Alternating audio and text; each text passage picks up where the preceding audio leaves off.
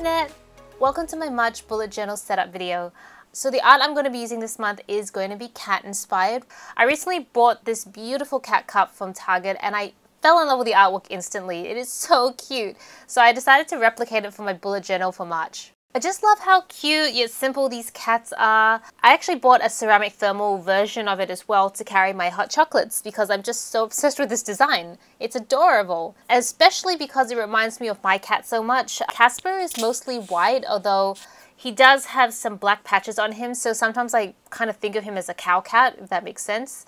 I think the hardest part about drawing my bullet journal is actually the inky pens I use because I'm in a constant state of fear that I'm going to smudge the drawing. Actually, it's not even really a fear, it's fact. I have smudged plenty of drawing in my past using these gel pens. So usually what I try to do now is get into the habit of using a flat piece of cardboard to help minimize the smudging. It still happens, but it's a lot less.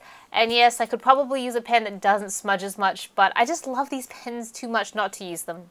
I'm also going to skip over my monthly goals this month. I just never really referred to them, to be honest, and every time I looked at them I felt like they weren't relevant anymore. I don't know, maybe I just changed the goals during the month, but every time I looked at them I just felt like it would be a waste of time to try and reach those goals, and I'd be better off investing my time doing something else. Usually I'd rather spend my time doing things like fulfilling orders or editing videos, so I don't know whether it's just lack of time to have actual goals or whether the goals just aren't relevant, but we'll see how we go. So I'm going to do the mood tracker again this month, but I'm not 100% sure I'll be keeping it around in April, mostly because I think I find it really hard to categorize my feelings. And if I look back on February, it's pretty obvious that majority of my anxiety comes from work-related stuff, which I don't know, I think it's a pretty common thing for most people. I feel like I should probably be happy that that's where most of my anxiety comes from because I know a lot of people who have a lot of personal issues or health issues or anything like that, and I'm incredibly lucky that maybe just my job is the only thing that gives me anxiety.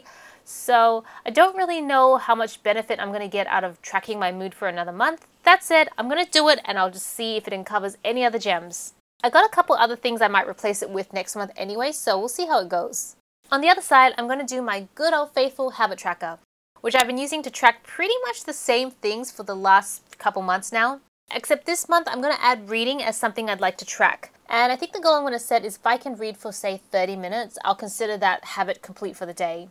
At the start of the year, I entered a book club with a few of my friends where every month we read a book that someone has selected and we rotate through each person. And I have been so bad with keeping up with the books. I will usually wait a few days just before we meet up to discuss the book, and I will burn through the book, reading it on the way to work or in bed or sometimes when I cut stickers.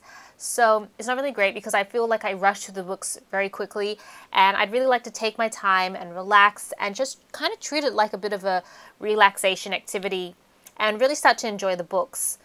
Now we're on to the monthly view, which will look pretty much just like the February view. I find it really useful. I love this view, so I don't really see a need to change it. And also by the same token, I'm mostly going to use this to track personal events in my life as opposed to anything social media related, video related, shop related. All that stuff generally ends up in my Erin Condren planner, and I try to use my bullet journal monthly view more for personal reasons. I've tried combining them once and it just gets incredibly crowded to the point where it's very hard to read the monthly view at that point, so I just like to keep them separate. One of the things I'm super excited for this month is the mini trip I'll be taking with Violet and Jimmy. Nothing major, it's just a really nice weekend away to relax and unwind. And I actually am going to try and vlog that weekend, but I think that vlog's going to end up on my main channel, but it likely won't come out till a little bit later. The timing of my videos on my main channel is always a bit messy, I think, just because they take longer to edit, they take longer to plan. Actually, they take way longer to plan than they do videos on this channel. And they take more time to film and set up as well. And ultimately my day job is always going to come first, so it's really just more trying to find time to work around that and not letting it disrupt this channel as well. Besides my mini trip, I'm going to be marking down any dinners, Japanese classes, and of course the 2 public holidays, because who doesn't like days off work? And that's about it. I generally fill this monthly view up a little bit more throughout the month, but if I was completely honest with you guys, I don't go out a bunch anyways, so I'm a pretty homey person. And that's it for my bullet journal setup video. I really hope you enjoyed this video. If you did, be sure to give it a like. If you don't want to miss the next one, then be sure to subscribe. This is Celina reporting from my room. Back to the internet.